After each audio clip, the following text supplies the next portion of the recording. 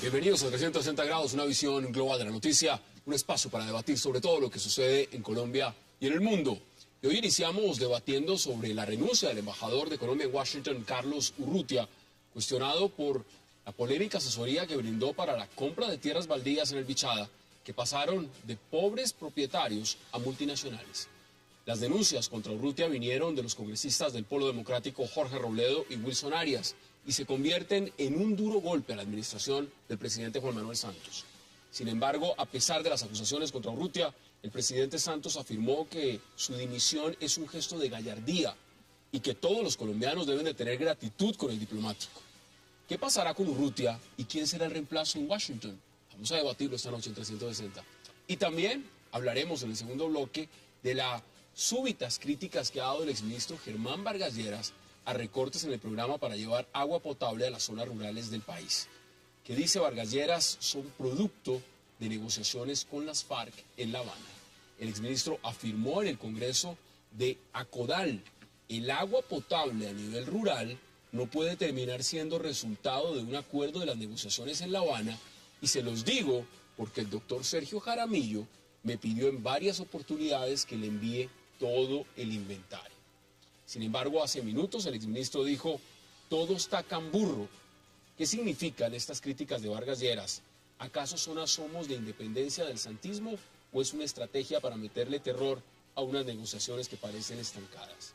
Tema de debate esta noche en 360 y no se muevan, que ya en segundos le damos la bienvenida a nuestros invitados.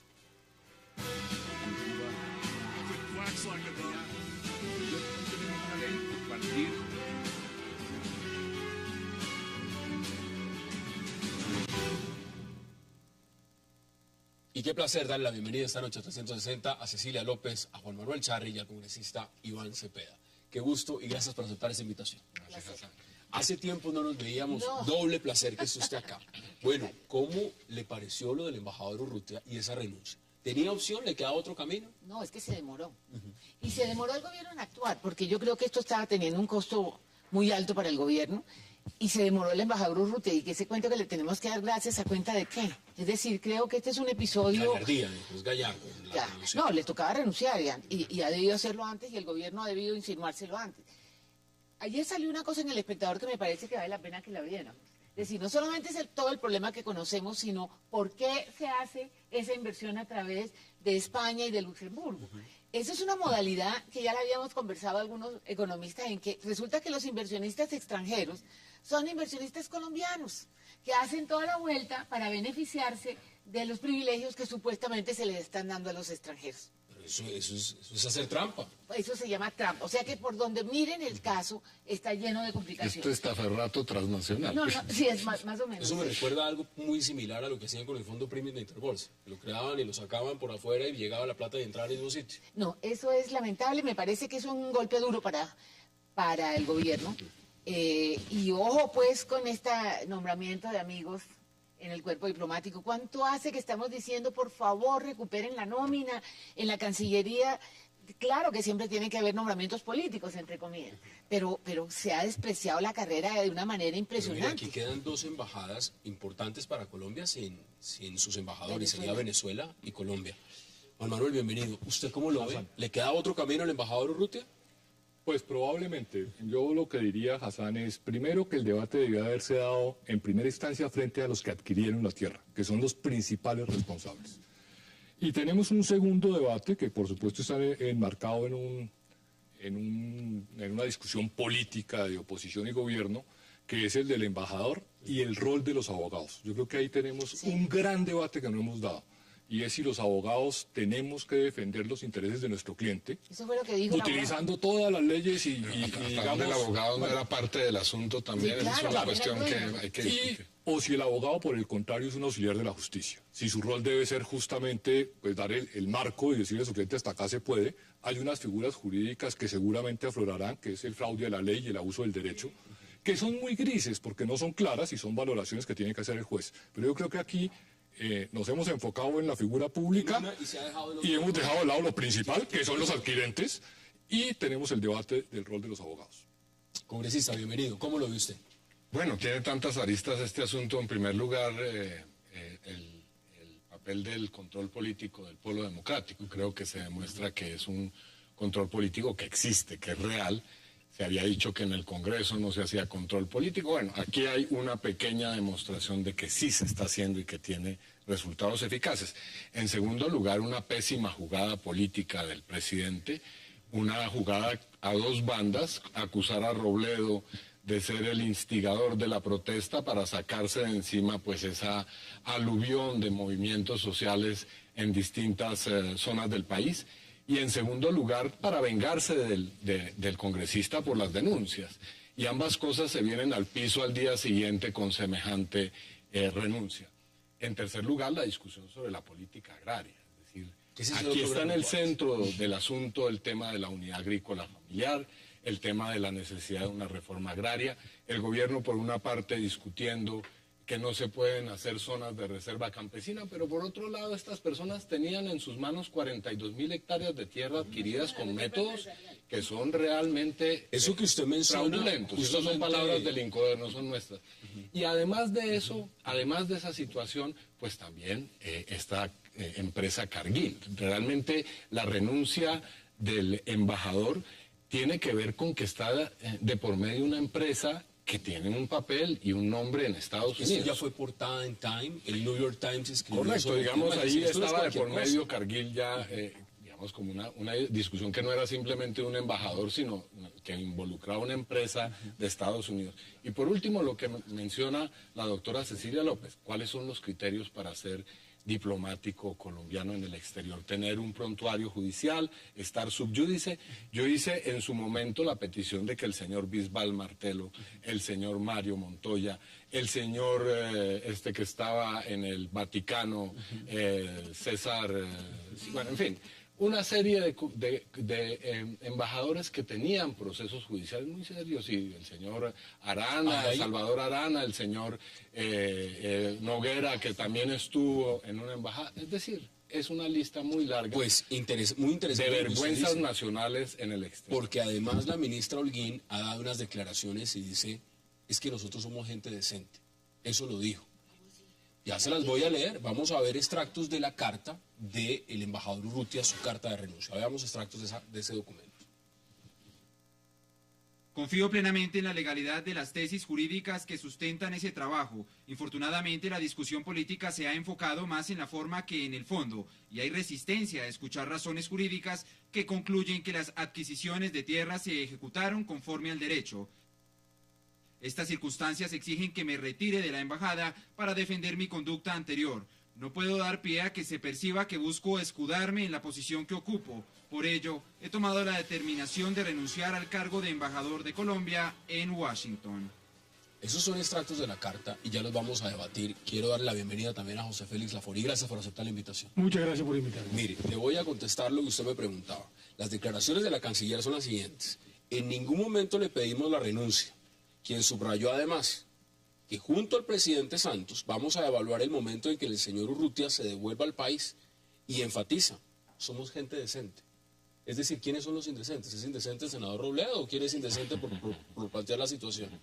José Félix, bienvenido. ¿Cómo es el tema del embajador Urrutia? A mí me parece que lo del embajador Urrutia quedó enredado precisamente en esa vieja dinámica de creer que la tierra es simplemente un instrumento de demagogia política y no para lo que tiene que ser, a producir riqueza, bienes agroalimentarios, etcétera, etcétera.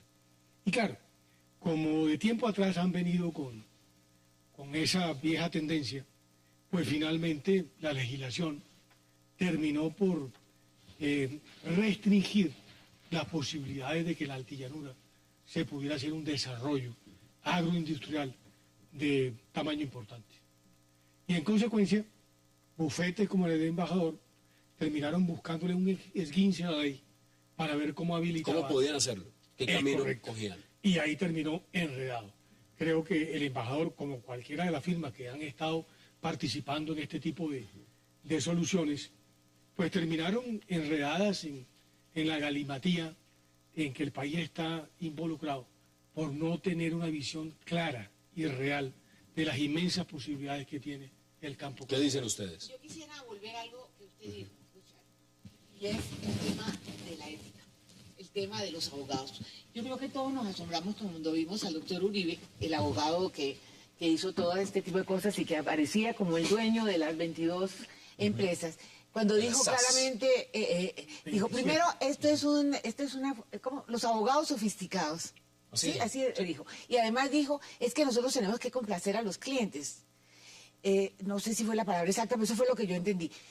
A mí me parece que este debate, que no viene al caso probablemente aquí, pero es un debate trascendental, es la ética de las profesiones. Yo he estado peleando sobre la ética en economía y me he ganado unos camarones duros de mi universidad, pero sigo insistiendo en eso. Y yo creo que en el derecho está pasando lo mismo. Claro, tenemos un problema muy grave de justicia y de abogados. Sí. Que generalmente nos quedamos con el debate de la justicia, pero los abogados somos los que terminamos llegando a la magistratura y terminamos Lo invito a que hagamos el debate sobre la ética en la profesión. Por favor, yo los invito a que estamos sobre la mesa y lo pueden plantear. Pero yo quiero agregar algo a propósito de lo que está diciendo la doctora Cecilia López, muy sencillo. Yo le mandé una carta incontestada para mí a Humberto Lacalle, donde le planteo el conflicto ético. Y le digo, el gobierno está sometido a los empellones de los poderosos, los que tienen armas y están en La Habana, o los grandes grupos empresariales que terminaron comprando grandes territorios en alta y llanura, violando la ley.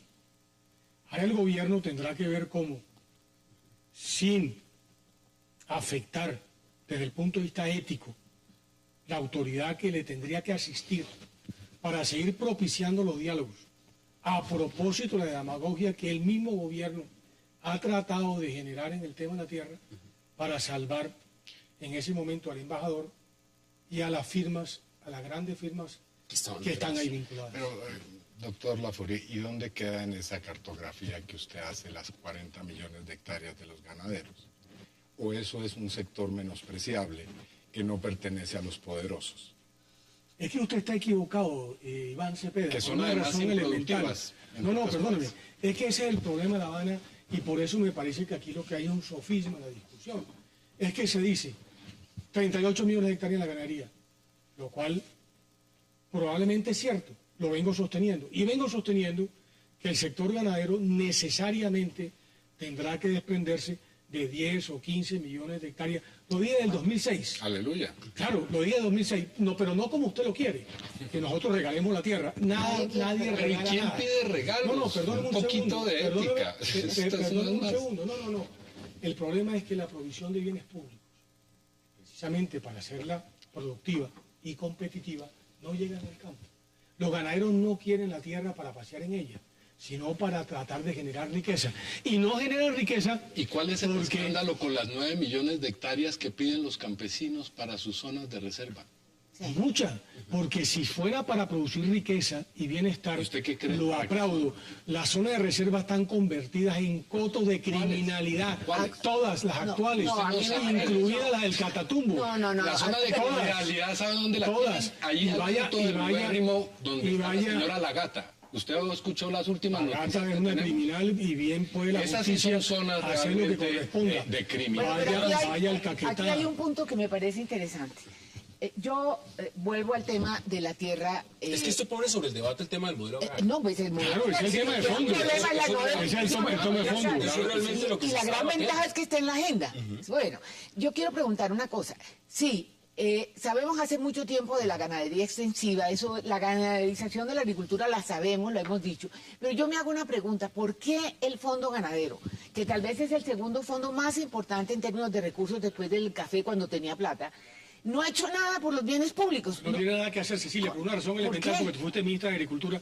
Y la pregunta, para una persona que fue ministra de Agricultura, creo que en el fondo usted debería de haber dado una respuesta mucho más clara. Porque está instituido para otra cosa. No, no importa, y para lo no que importa. está instituido, además, ni tampoco recursos. ¿Sabe cuánto recauda? 60.000 millones de pesos. ¿Sabe cuál es el presupuesto del Ministerio de Agricultura? 2.600.000. No, pero es que ese no es el Tengo que punto. ir a una No, primera ese es el pausa. punto. Tengo que ir a una primera Ese es el pausa punto, y porque volvemos usted a la va mesa de debate. precisamente Vamos a la pausa y ya regresamos. Que nunca lo ha podido.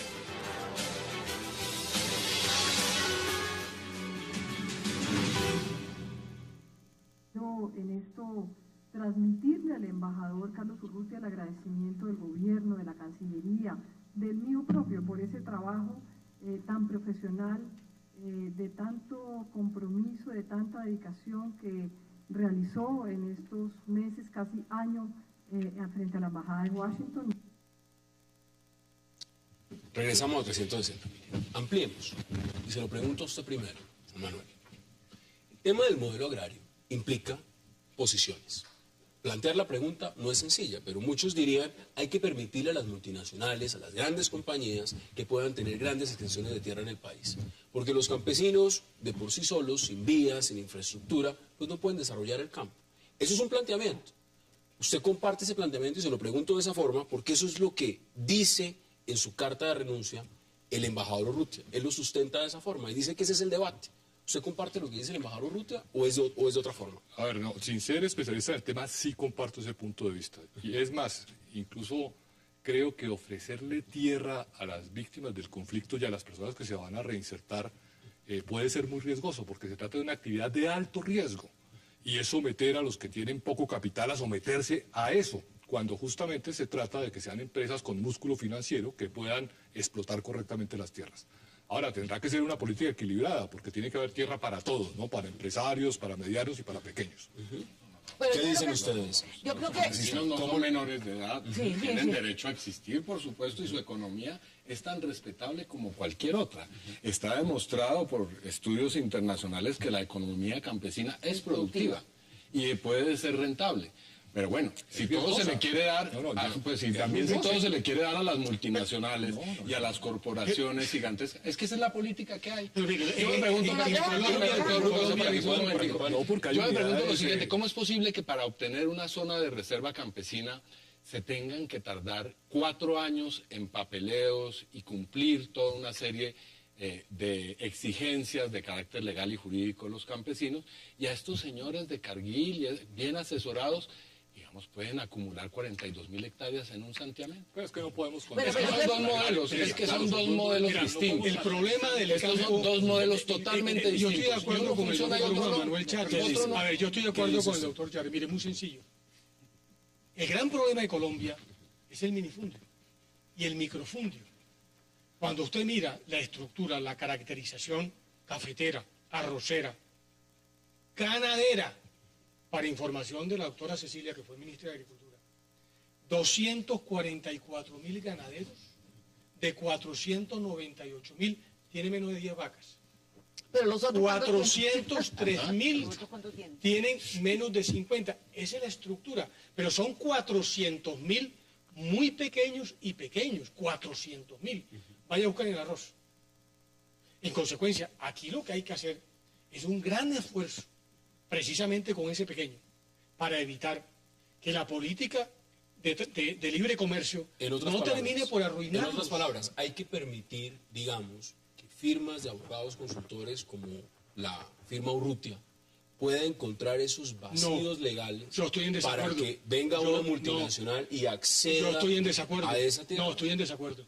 Yo lo que creo es que la legislación terminó enredando tanto las posibilidades del desarrollo de la altillanura, que es un poco lo que dice el doctor Charri, que estos señores, de pronto por buscar el esguince a la ley, terminaron obviamente violando la ley. Bueno, mire, yo creo que el problema aquí es que lo que aquí falta es una política de desarrollo rural. ¿Qué vamos a hacer con el campo? Y este gobierno ha cometido un error, que es pensar que la ley de víctimas es una política de desarrollo rural. No, la ley de víctimas es muy importante. Yo creo que es la primera vez que se reconoce que las víctimas tienen que tener una compensación, pero tratar de hablar de compensación sin una política de desarrollo rural, sin decidir qué se va a hacer con los grandes capitales, con los grandes empresarios que se necesitan, qué se va a hacer con los medianos, qué se va a hacer con los 11 millones, que son 11 millones de campesinos, 11 millones de población rural, la mayoría campesina, que le da el 60% de la producción de alimentos a los colombianos. Entonces, lo que yo quiero decir es que mientras no se decida, porque si usted suelta eso, ¿qué va a pasar? Pasa lo que está pasando. Los ricos tienen la forma de encontrar el esguince para tener las 40.000 hectáreas. Bueno, pueden pagar una buena firma de abogados. ¿Cuál es el papel del Estado? La ley se puede romper con un grupo armado, como ha ocurrido tanto por allá en la costa atlántica, o también con un buen bufete de abogados. Ahora, ¿qué es lo que hay que hacer? La acumulación en Colombia tiene muchas formas. Pero déjame termino. mientras el Estado, que debe regular, ¿cómo se va a hacer eso? ¿Cómo se hace para que los grandes no se queden con la crema y los pobres con el suero? Para que todos quepan. Eso tiene que hacer una política de desarrollo rural que este gobierno se le pidió al ministro de 1000 veces y nunca la quiso definir. No está definida, el país no lo tiene. El costo político lo está sufriendo el gobierno. Ah, pero claro. Y lo está sufriendo porque, en mi opinión, hay un debate ético que se tiene que dar. Pero yo creo que tenemos que reflexionar es en la ley que se quiere como política agraria, que no puede satanizar al gran empresario. Es que a mí me parece que es un error. ¿Cuáles son las leyes que satanizan al gran empresario? No, el debate, no la ley. Yo digo, la ley tiene que cambiarse, en mi opinión. O sea, tiene que haber posibilidad de que Todo lo contrario, todo lo contrario. Pues yo creo eso. Es mi opinión. Yo estoy totalmente... Fíjese la afirmación que hace tan equivocada la doctora Cecilia. Ah, me lo gané. El grande... No, bueno, pero pero mejor. Pero qué bueno el debate, Cecilia. Pero acuérdate de Voltaire, qué bueno el debate. Pero ¿por qué tengo que pensar igual que tú? No pensamos igual. Pero fíjese lo que dice ella. El grande la crema...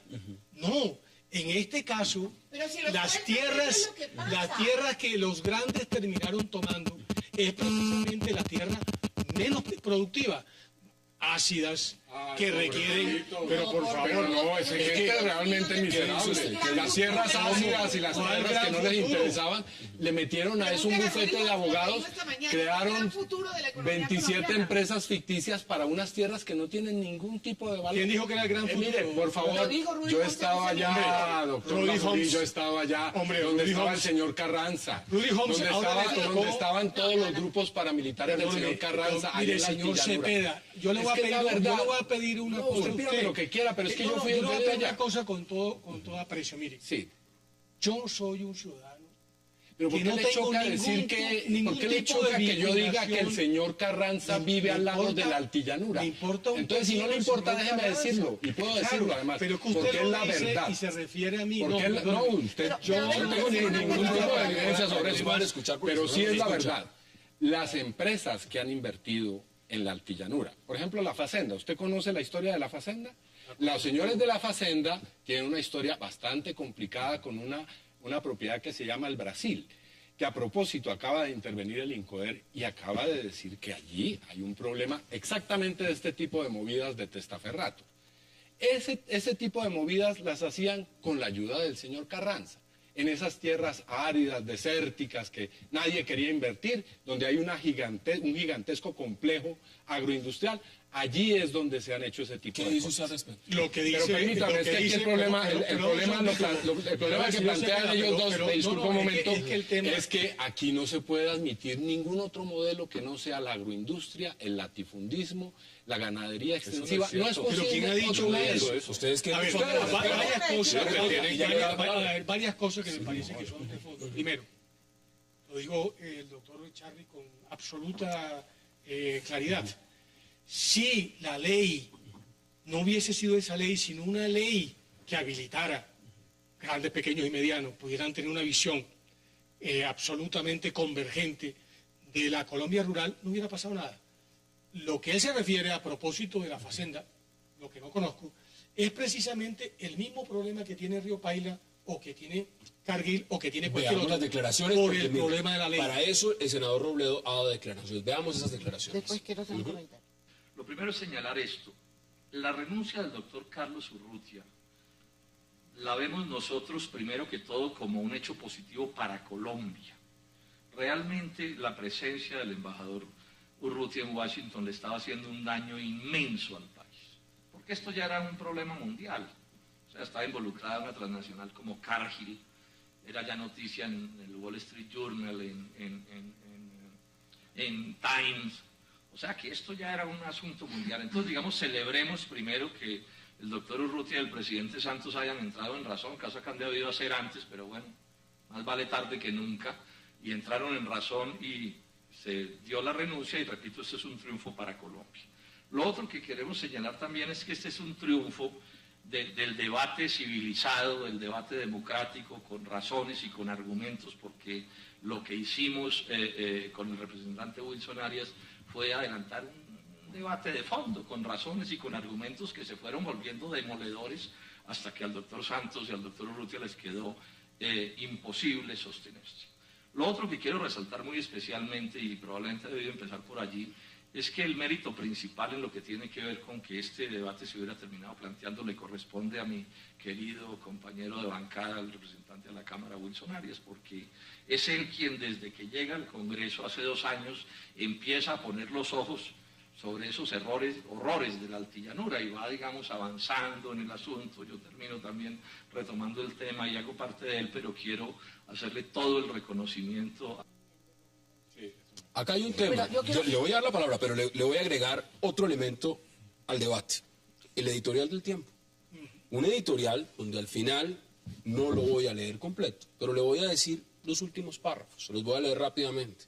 Dice: con razón el gobernador del Bichada reclama que los contradictores del gobierno dejen de hacer política a costa de la prosperidad y de las posibilidades del desarrollo en su departamento, que vivió postrado por décadas. Eso dice el editorial, y es un editorial que está marcado con una cierta tendencia hacia un determinado sector. Claro. ¿Qué opinan ustedes también de eso? Antes de eso quiero volver a un punto. La ley 160, que es donde se crean las reservas campesinas, y eso fue cuando estaba José Antonio Campo de ministro, también se crean las zonas de desarrollo empresarial. O sea, la ley sí prevé las dos. Las de reserva campesina, a mí me tocó implementar las primeras con Darío Fajardo, ¿sí? Que son las que hemos defendido, porque lo que dice la ley fue lo que se hizo en ese momento, que no es que se creen republiquetas. El primer error lo cometió el ministro de Agricultura, que salió calificándolos de republiquetas. Republiqueta es si usted no cumple la ley no permite eso. Si usted sigue la ley, usted tiene simplemente un mecanismo para un desarrollo, para garantizarle propiedad a los pequeños agricultores y con un desarrollo un poco más comunitario, podríamos decir, bajo el concepto de territorio. No se desarrolló lo de las empresariales. Ahí están en la ley. Ahí están. Ahora, a mí me parece que eso no es suficiente, porque lo que tenemos que ver es cómo hay una relación entre esas dos poblaciones. Una reforma estructural. Exacto. No puede ser que las grandes... de acuerdo. No, por eso. Pero necesitamos que el gobierno lo diga. Es que el problema es que si el gobierno no lo dice, caemos entonces en un susto, un modelo. ¿Por qué cambiar la ley? No, porque la ley lo lo que dice. estoy diciendo es que no debemos condenar a los grandes empresarios, que tiene que haber cabida para todos, que no podemos criticar la política por las infracciones y las irregularidades. Estamos totalmente de acuerdo. Tiene que haber una decisión lícita. ¿Pero quiénes son los excluidos hoy? ¿Los grandes empresarios? No, pero ¿cuál es mi temor en el debate? Yo no me pongo a que le den tierra a los campesinos y a los que sean, pero sí es una actividad de alto riesgo, entonces tiene que estar acompañada de una política de subsidios y pensiones, porque es la actividad de mayor riesgo, de manera que debíamos darles otras salidas distintas a solo tierra. Pero esa es la política de desarrollo Deme sus rural. conclusiones en 20 segundos. En 20 segundos deme sus conclusiones. 20 segundos. 20 Yo segundos. creo que ha quedado una paradoja muy clara. El gobierno que pone el tema rural en la agenda es el gobierno Santos, y lo pone por el lado de la paz, y lo estamos apoyando. Pero es tan incompleto que se genera todo esto, que es que tiene que haber una política de desarrollo rural. Aquí tiene que haber una idea clara, muy apoyada por todos los sectores, en donde qué se va a hacer en la altillanura, qué se va a hacer con la ganaderización de la agricultura, y eso tiene que definir qué pasa con el mediano empresario. No, usted no puede borrar 11 millones de... Pero no ha habido una política de Muy desarrollo sencillo. rural del Si gobierno. usted termina ese editorial, ahí dice claramente que tienen que coexistir pequeños y grandes empresarios. Muy bien. ¿Y dónde están los medianos? Es decir, ¿dónde están aquellos que durante 30 o 40 años eventualmente tuvieron que resistir la violencia de todos los actores armados? FARC, paramilitares, etcétera, etcétera. Eso no están incluidos porque el gobierno creyó que era muy fácil hacer demagogia, precisamente con las tierras ganaderas, que fue la carta que le mandé a De la Calle. Pero se le enredó el cassette cuando Robledo, a buen momento, sacó los temas exactamente de altillanura. Ahí el gobierno le toca parar en seco y ahora tiene que repensar para dónde va con este tema.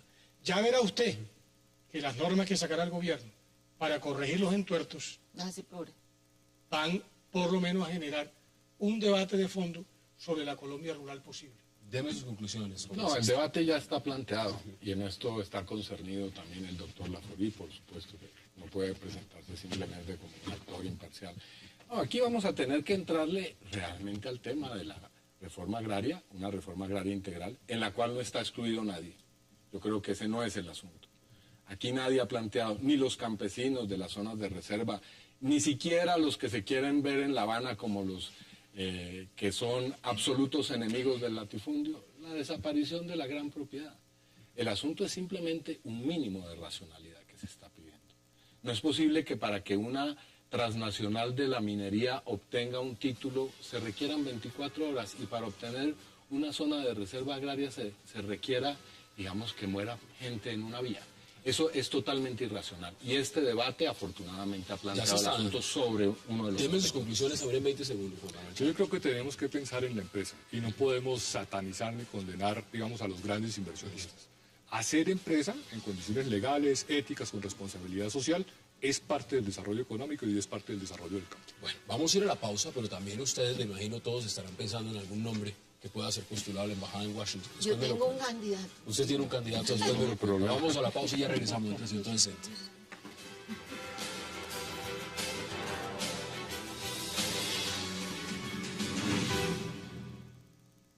Es inadmisible que el tema del agua potable a nivel rural termine siendo el resultado de un acuerdo de las negociaciones en La Habana. Regresamos a 360. Esas son las declaraciones, las estamos viendo exactamente, que dijo el exministro Germán Vargas Lleras. Pero también en Twitter escribió cosas. Veamos qué fue lo más reciente que escribió el exministro. Tacan burro, quienes aprovechan esa sana crítica para inferir un distanciamiento de mi parte con el presidente Juan Manuel Santos. Tacan burro. Eso no fue... Dilo tú para no robarte la cosa que me parece muy interesante. Me impactó mucho que es la misma frase que lanzó el presidente Santos con relación al expresidente Uribe en los primeros momentos en que se comenzaron a notar públicamente las diferencias. La misma expresión. O sea, presagio de traición. Fue exactamente la misma. El subconsciente. ¿Cómo lo ve usted? Que hay mucha gente que sigue pensando lo mismo. Germán será a Santos lo que Santos fue a Uribe. Y es evidente que una persona con el nivel de popularidad que tiene Germán, pues terminará no siendo la llanta de repuesto. Vaya usted a saber si saca su propio carro. ¿Antes de tiempo? No, sabrá calcular muy bien exactamente los espacios. Y yo creo que estará jugando a que se le agoten mucho más los espacios que tiene el gobierno para plantear en noviembre su reelección. Para que salga en este momento a hacer críticas puntuales y además sobre algo que se está negociando en La Habana o que además es la agenda de gobierno. Pero es que ¿Es no hora de esperarse? Pero no es la única.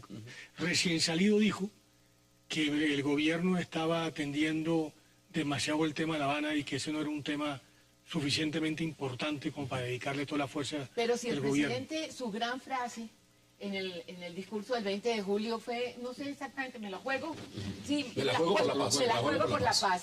Y su jefe de campaña sale y critica eso. Eso no puede quedarse en que la política es dinámica. Ahí hay una cosa es quien está muy al frente complicada. de la Fundación Buen Gobierno. Pues es decir, claro, es quien va a es llevar que... toda la política reeleccionista. Por eso, entonces, ¿qué hay detrás de eso? La frase de que la política es dinámica no cabe. Aquí hay una cosa muy Yo complicada. esperaría que todas esas turbulencias que se están sintiendo entre los bloques de poder no vayan a ponerle un punto final a la mesa de conversación. Sí, sería terrible. Vamos, esa frase del exministro es una frase absurda.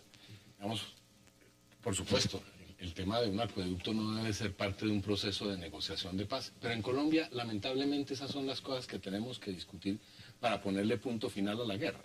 Es que si uno ve lo que están discutiendo en La Habana, realmente es cómo cumplir la Constitución de 1991. Ahí no hay ni una sola letra que usted pueda discutir que sea más allá de cambio de modelo. No, cosas tan sencillas como que un artículo de una ley se cumpla, de la ley 160. Cosas como, por ejemplo, esa. ¿Por qué no discutir cómo ponerle acueducto a tantos municipios, por ejemplo, de Catatumbo, que no tienen acueducto? La vuelvo a leer, dice, es inadmisible que Lo el tema del inadmisible es que el agua gobierno potable no resuelva ese viene tipo siendo de resuelto. problemas Y que entren en por una estar agenda de entregándole dineros del presupuesto a cada político que tiene que sobornar para poder hacer que cualquier cosa se cumpla. Y no este gobierno, los anteriores también, doctor Laforí.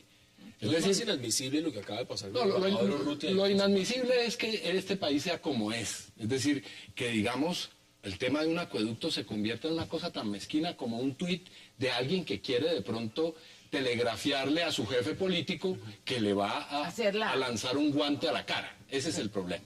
Así de mal estamos en Colombia. ¿Qué dicen ustedes al respecto? Bueno, yo voy a atacar Burro, como diría el exministro, porque creo que sí se está distanciando el gobierno. Creo que está empezando a criticar la mesa de negociación, que era uno de los puntos que más expectativa despertaba si él iba a apoyar el proceso de paz o no, con lo crítico que había sido en el pasado. Yo creo que se está distanciando y creo que además se equivoca, porque sí creo que es un tema de negociación, porque Que sí está debería vinculado al tema de la tierra. Por Entonces supuesto. digo, creo que ataca a Burro él y se está distanciando del gobierno. No es posible, como están diciendo algunos, y se les pregunto a ustedes, que lo estén utilizando como el perro bravo en las negociaciones que algunos consideran que están Utilizar estancadas. a Germán Vargas lo utiliza a todo el mundo, pero que a él lo utilicen, no, ¿Es viable? ¿Eso no es viable? no, Es un zorro político. él es un zorro político. No, yo creo que Germán está en lo de él. Y además con todo derecho. Hoy en día Germán tiene una popularidad 2 o 3 veces superior a la de Santos. En consecuencia no creo que vaya a dejar pasar la oportunidad. Y este tipo de cosas van dentro de una estrategia que claramente tiene absolutamente diseñada y que tengo la plena certeza que en el mes de noviembre Germán Vargas será candidato presidencial. Entonces no lo van a mandar de embajador a Washington, de reemplazo a Urrutia. Ese candidato ya no va. Ese candidato no va. Yo tengo otro. ¿Cuál es el otro? Yo creo que se va el ministro de Comercio. Por una razón, porque el presidente lo dejó colgado de la brocha después de que muchos economistas presionaron porque frenara lo de los TLC y se metiera en una política industrial. Entonces mi guess es que puede ser una Yo no salida tenía elegante. mucha ilusión en el Centro Democrático con tener a Germán Vargas Lleras en las filas de la oposición que ellos representan después de esa guerra sucia que ha habido entre Álvaro Uribe y Germán Vargas Lleras, ¿no? En la cual se ha utilizado al hermano Santiago Uribe para instigar una serie de... Sí, esas son las realidades. Pero es A que usted no le gusta escuchar eso, pero es la verdad. yo lo ¿Qué escucho, hacemos? pero lo escucho como cuando uno escucha una película de terror. O sea, ¿qué tiene que ver La que Germán usted tenía Vargas ahí Lleras? enfrente en Montería ¿Qué tiene cuando que ver dice, Germán yo Vargas también? Lleras? Le pido otra vez porque si no voy a tener Pero que es la decirle verdad. pesadeces. Mi papá, que fue senador como el suyo, jamás ha tenido ni paramilitares ni de la guerrilla la pretensión de ponerle el nombre Mi papá de nunca uno de tuvo los esa pretensión. más graves. Mi papá, le recuerdo, fue asesinado. Por eso. Y pero usted su debería papá, tener pero un usted poco por de lo menos respeto debería por de alguien que tener, se asesina. debería de tener Pero si usted no la lo tiene, tranquilidad. digamos, eso muestra su debería estatura por lo moral. menos decirle a la FARC que no use el nombre Se lo ha Ceballos. dicho. ¿Y por qué no lo ha hecho? Ah, pero ¿y usted qué quiere? ¿Que yo El salga a más hacer qué? sanguinario de todos los frentes guerrilleros de la FARC. Mire, no, usted no hable de esa. Pero vuelva a decirlo. Porque, mejor No, yo dicho, sí, claro. Usted No no le quepa hable, la digamos, menor usted no duda. hable de las horas No que, lo de- o no. siquiera hablamos de las horas que usted le ha dedicado al paramilitarismo y a su presencia en Santa Fe de Ralito. Puede No hay decirlo. ningún problema. Y no De eso calumnie, discutimos y sin no ningún calumnie, problema. Porque No, jamás, no, señor, le estoy jamás he diciendo la tenido verdad. Vamos a seguir el ninguna tema. relación con el paramilitarismo. Jamás. No, he Y dicho esta las señora lo sabe. horas que usted le ha dedicado al ¿Las paramilitarismo. horas? Odas. Con D. Odas. Sí, señor. Odas. Sí, señor. Odas al paramilitarismo. Exactamente. Vamos a ver. Podemos discutirla también. Vamos a ver una Cuando usted declaración. quiera. Podemos discutirla también. Perfecto. Como la que usted le hace generalmente a la FARC. Creo que hay que evitar en Colombia esta figura que se está volviendo muy repetitiva, en la que se pierde cierto espíritu de Estado.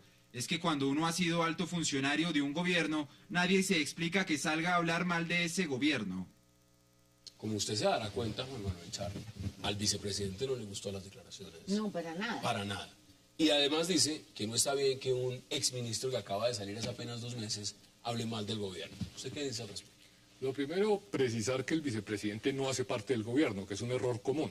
El vicepresidente técnicamente está fuera del gobierno son el presidente, los ministros y los directores de departamento. Y segundo, que yo creo que aquí sí está haciendo el viaje de sentar un precedente a nombre del gobierno de un malestar que generó al interior y particularmente vocero. del presidente. Está de vocero. Sí, yo Está de vocero. Está tratando de calmar los ánimos, Sí. Vamos a ver qué hace el No sé si presidente Santos. calmarlo, los está puntualizando. puntualizando. Bueno, tengo que hacer la pausa y ya regresamos a 360. Vamos a la pausa.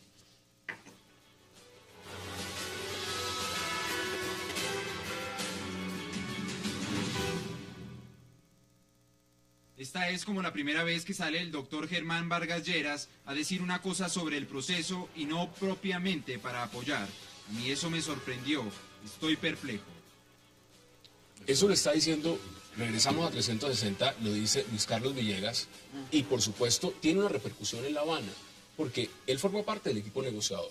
¿Usted cree que esas declaraciones pueden ser inoportunas? ¿Cómo la puede recibir las FARC que está sentado en la mesa? Que venga un exministro cercano al presidente con futuro y aspiraciones presidenciales y que además está al frente de la Fundación Buen Gobierno dando esas declaraciones. Mire, a mí algo que me ha sorprendido es que ante cosas, yo no sé si tan graves que estas no se hayan levantado de la mesa ninguno de los dos. Entonces, yo soy de las que tengo fe en que no se levanten de la mesa. Y que esto se puede interpretar en el sentido de que él le está haciendo el quite o le está traicionando más a Santos que al proceso. Esa sería un poco la interpretación. Es que yo lo que estoy viendo es que va a ser necesario en este momento otro tipo de diálogo. Porque lo que uno ve es que en La Habana las cosas van, yo creo que bastante bien. Lo digo en términos de cómo se está desarrollando esa agenda, bueno, puede ser que a sectores no les guste lo que se discute ahí, pero ahí digamos más o menos lo que se está llegando a lo que decía, cumplan la Constitución. Pero aquí en el país, uno ve que ese diálogo no tiene asidero, no está, digamos, los sectores del poder político están absolutamente distanciados. Y yo creo que es necesario un diálogo social. Es decir, creo que es necesario otra mesa. Creo que aquí en Colombia hay que crear una mesa en la que se siente el doctor Laforí, los señores industriales, los abogados, los políticos, economistas y todo el mundo. Obviamente no para hacer una cacofonía, sino para discutir ciertas cosas que yo creo que se pueden discutir de manera racional y a las cuales se les puede encontrar una solución. Porque quien crea que lo mejor que le puede pasar a este país es que esa mesa termine en un final infeliz, es porque no tiene memoria histórica de lo que ha ocurrido en este país. ¿Qué dice usted al respecto? Dos cosas. La primera, yo no creo que Germán Vargas haya dicho lo que haya dicho de manera inocente. Creo que es un jugador suficientemente con experiencia para haber provocado las cosas que está provocando con absoluta premeditación. Y me parece que la sobrereacción del gobierno, en vez de ayudar, lo que hace es que desayuda. A mí me pasó, cuando yo no fui al foro de acá, pues salió todo el gobierno a golpearme. El foro agrario. El foro agrario. Y en vez de haber tranquilizado un tema, lo que hizo fue que lo acrecentó. Están haciendo exactamente igual. Por ejemplo, el doctor Villegas, en la asamblea, que generalmente es una asamblea muy importante del gremio, sobre el tema de la paz, sobre diferentes temas, hay un panel donde invita a los partidos políticos frente al proceso de paz. Y curiosamente, no invita ni al Partido Conservador, que forma parte de la Mesa de Unidad Nacional, ni invita a Centro Democrático. A uno de los que sí invita es a Germán Vargas. La pregunta que se estará haciendo en este momento Luis Carlos Villegas: ¿cómo lo llevo a sabienda que muy seguramente puede decir cosas que vayan o que disuenen con respecto a lo que ellos quieren en La Habana? ¿Qué dice usted al respecto? Yo creo que lamentablemente las declaraciones de Germán Vargas sí afectan la mesa de diálogo. Y la afectan por un error del gobierno, que concibió un diálogo en meses y se le convirtió en años, y terminó en el centro del debate electoral presidencial, que es lo que no debió ocurrir, en mi opinión. O sea que sí están jugando a hacer política con la paz, y por supuesto la van a afectar para bien o para mal. Claro, porque están jugando expectativas que probablemente se van a dar. Pero entonces sería bueno que el Germán Vargas no utilice el Twitter, sino que en una, digamos, rueda de prensa diga: quiero ser candidato y mis planteamientos frente a este proceso que se está dando en La Habana son estos. Y no que la agarre con el acuerdo.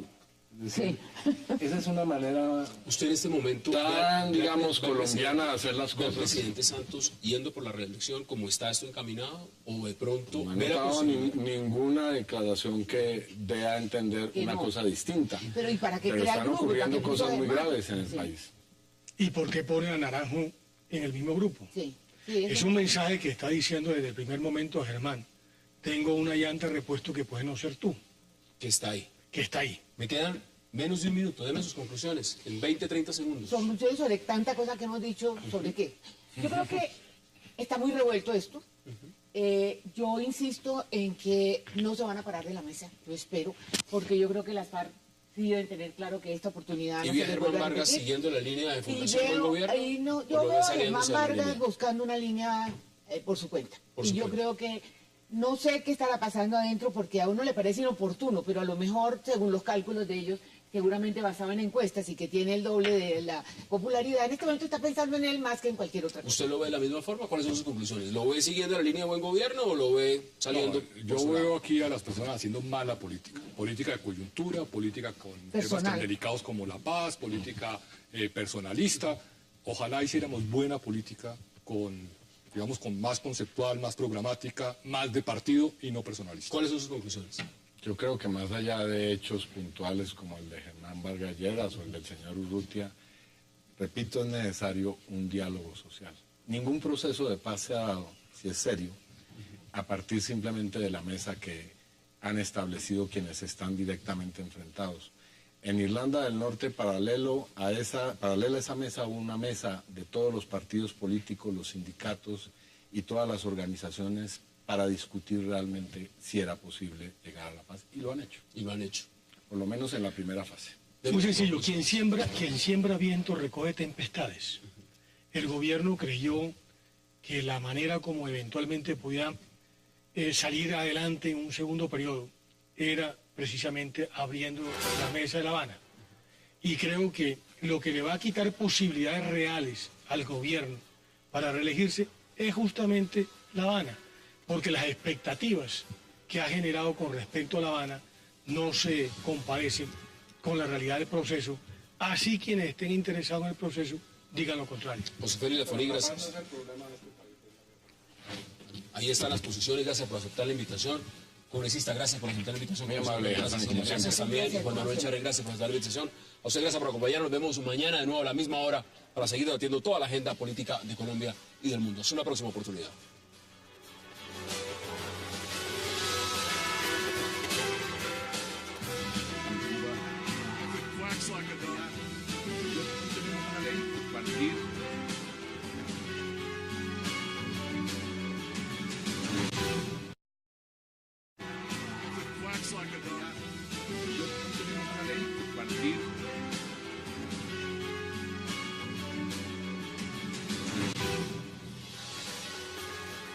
Bienvenidos a 360 grados, una visión global de la noticia, un espacio para debatir sobre todo lo que sucede en Colombia y en el mundo. Y hoy iniciamos debatiendo sobre la renuncia del embajador de Colombia en Washington, Carlos Urrutia, cuestionado por la polémica asesoría que brindó para la compra de tierras baldías en el Bichada, que pasaron de pobres propietarios a multinacionales. Las denuncias contra Urrutia vinieron de los congresistas del Polo Democrático Jorge Robledo y Wilson Arias, y se convierten en un duro golpe a la administración del presidente Juan Manuel Santos.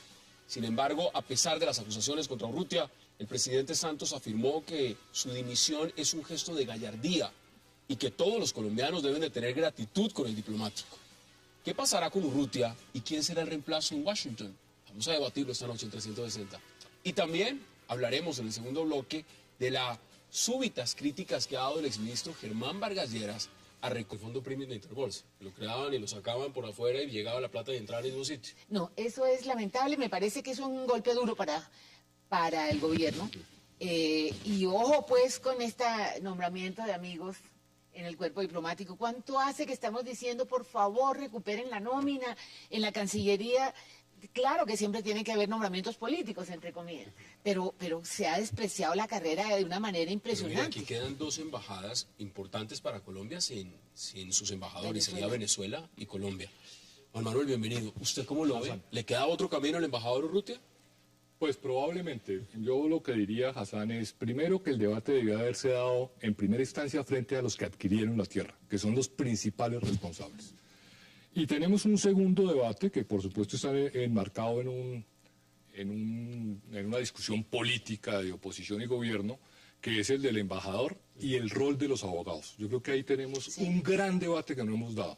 Y es si los abogados tenemos que defender los intereses de nuestro cliente, eso fue lo que dijo utilizando todas las leyes y digamos, el abogado no era parte del asunto también, sí, claro, es una cuestión que hay que discutir. O si el abogado, por el contrario, es un auxiliar de la justicia. Si su rol debe ser justamente pues, dar el marco y decirle a su cliente hasta acá se puede, hay unas figuras jurídicas que seguramente aflorarán, que es el fraude a la ley y el abuso del derecho, que son muy grises porque no son claras y son valoraciones que tiene que hacer el juez. Pero yo creo que aquí nos hemos enfocado en la figura pública y hemos dejado de lado lo principal, que son los adquirentes, y tenemos el debate del rol de los abogados. Congresista, bienvenido. ¿Cómo lo ve usted?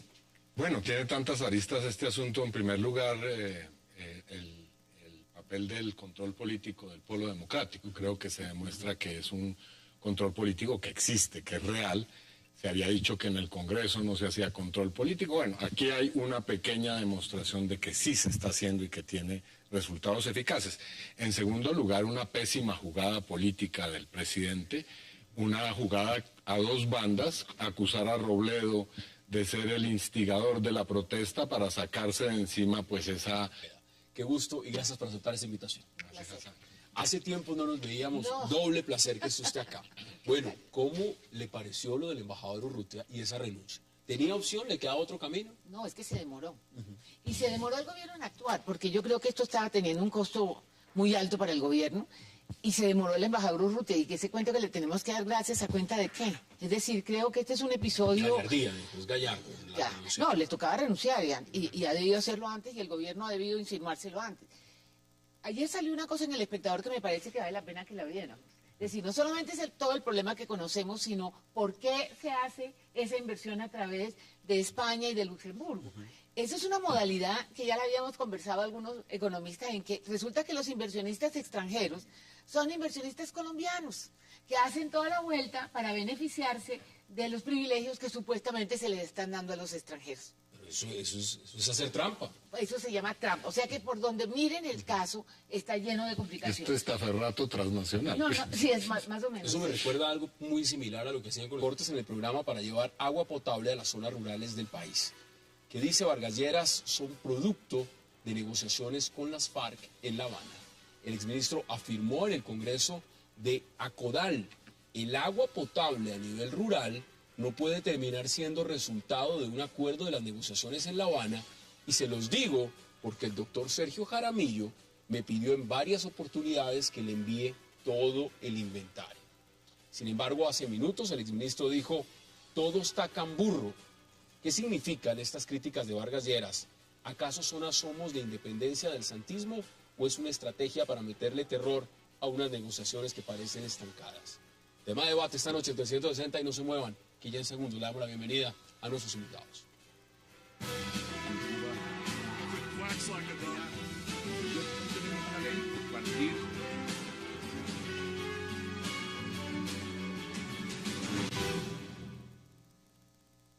Y qué placer darle la bienvenida esta noche a 360 a Cecilia López, a Juan Manuel Charri y al congresista Iván Cepeda.